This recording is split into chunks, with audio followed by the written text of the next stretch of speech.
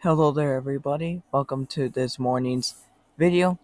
Today I will be showing you why tomorrow is going to be a very dangerous day and why you need to prepare for it now. So as you can see, we do have an enhanced risk in effect for portions of northern Iowa, southeastern into eastern Minnesota, and then into southwestern Wisconsin and into northeastern Wisconsin, and then a slight risk that does extend all the way to south central upper Michigan. Now, in this enhanced risk, where things are expected to be quoted by one National Weather Service office a blowdown. So, when it comes to the tornado risk, there is actually a 5% tornado risk right here. That risk may actually be raised later on, and I'm going to actually show you right here. Now, you may be asking why. That's because storms initially will be more of a supercellular mode. And some of the more recent model runs have actually showed that, again, in this zone, there could be the potential of a wedge tornado as well. Now, I don't know if that will actually turn out to be true, but if it does, it will be a dangerous situation. And then again, when it comes to terms of hail, it will mainly stay towards Minnesota, Iowa, and western portions of Wisconsin, where the storms is like they start to turn into squall line there, but it's still more likely to happen there before it turns into a predominantly winded tornado threat. And then 30% risk of wind. Now, there's still a lot of uncertainties, but once those are solved, not only could there be a added hatch area here, which I would be too surprised for wind, since it's looking like some of those gusts could be fairly significant, but also the some storm some members in the Storm Prediction Center are considering on upgrading a portion of this enhanced risk into moderate risk should a higher wind threat be realized. So now I'll actually go into the very detailed specs of what the models are showing, and I will do it every single run they do: 6C, 12C, 18C, so on and so forth. So I'm gonna go from least severe to most severe scenarios. So all of these are bad scenarios. All of them are looking bad, but I mean, I'm gonna be showing you the least severe ones first. But again, so right here, 7 a.m. in the morning, noticeably, as you can see, a Boeing structure from eastern Nebraska all the way up into southwestern Minnesota, headed into Iowa, and then skip ahead to 10 a.m. You'll notice it starts to take a northeasterly turn. Now that's where things start to turn especially dangerous. And right here, you may be thinking that's rain, and yeah, it sort of is, but that's actually the wind. In this mile run, you can actually see the wind. It registers as being very powerful, so again, some of these gusts are looking significantly powerful, as in we're talking up to 80 or even 90 miles per hour. So definitely watching out for that. And then 1 p.m. definitely strengthening as it heads into Wisconsin. And then it is right at 3 p.m. where it should start reaching its peak strength towards central Wisconsin. And then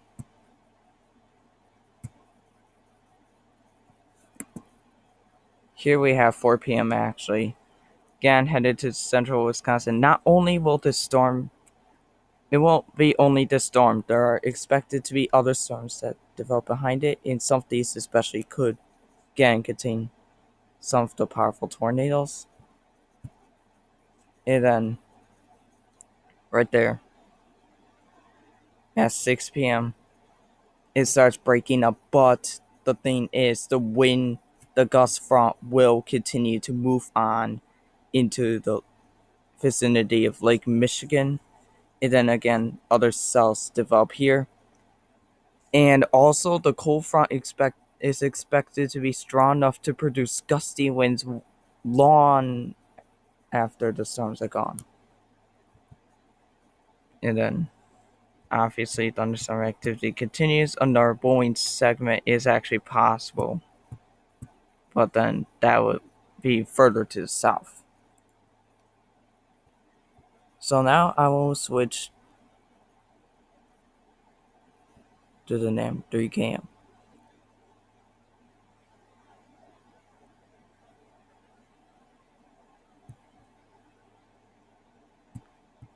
Okay.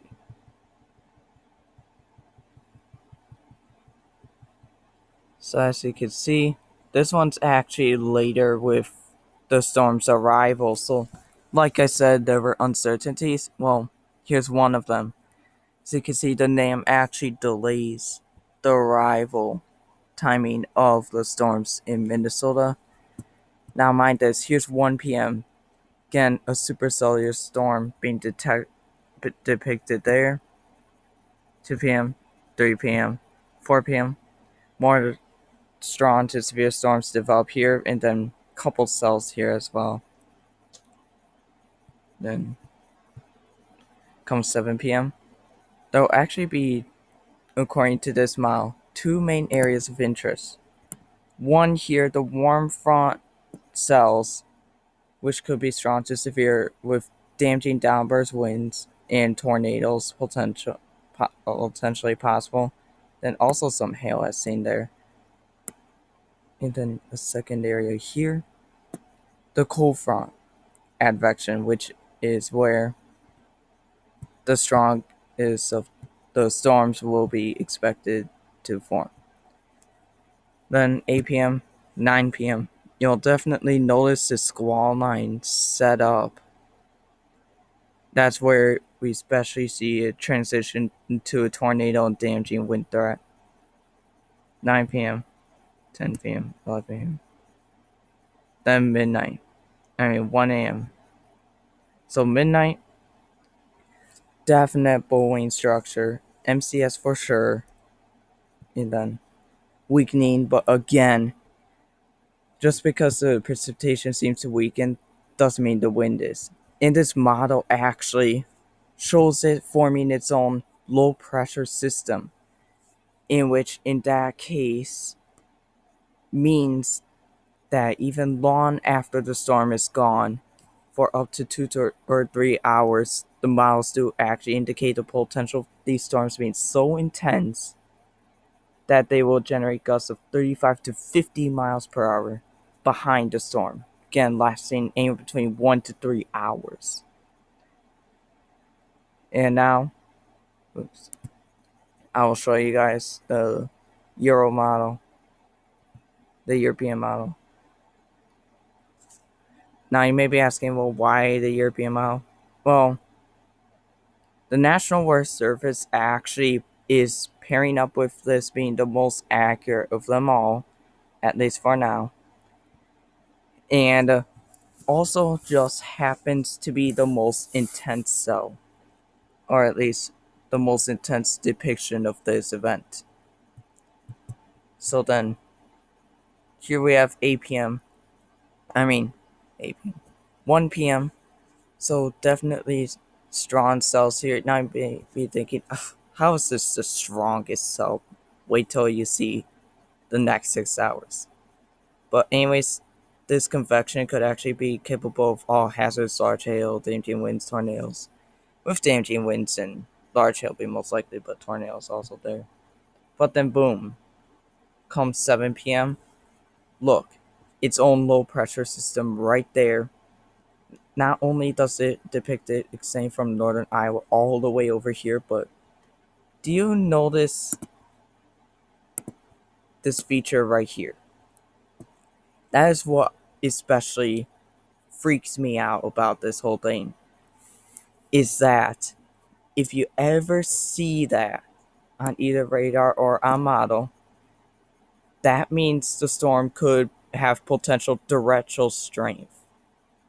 Not only that, but means that gusty winds can actually follow the storm with, again, in this case, gusts of up to 50 miles per hour for up to 2 to 3 hours after the storm is gone.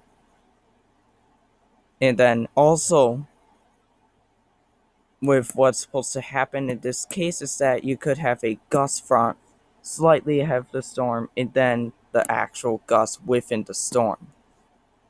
So that this model is what especially has me freaking out.